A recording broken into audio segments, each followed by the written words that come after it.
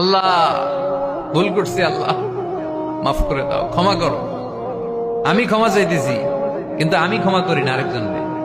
তুমি ক্ষমা করো না, তুমি ক্ষমা চাও কোন সাহসে? ক্ষমা করলে আপনি সুখী হবেন। অনেকে আছে ক্ষমা করতে চায় না, কঠিন হৃদয়, পাথরের মতো শক্ত হৃদয়, মাফ করতে চায় না কাউকে।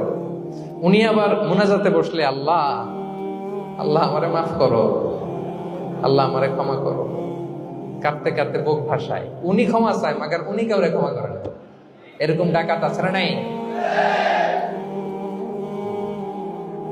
চিন্তা করছেন? উনি ক্ষমা চায় আল্লাহর কাছে, কিন্তু উনি ক্ষমা করে না। প্রিয় ভাইরা, ক্ষমা করুন। যে ক্ষমা করে সে ক্ষমা পায়।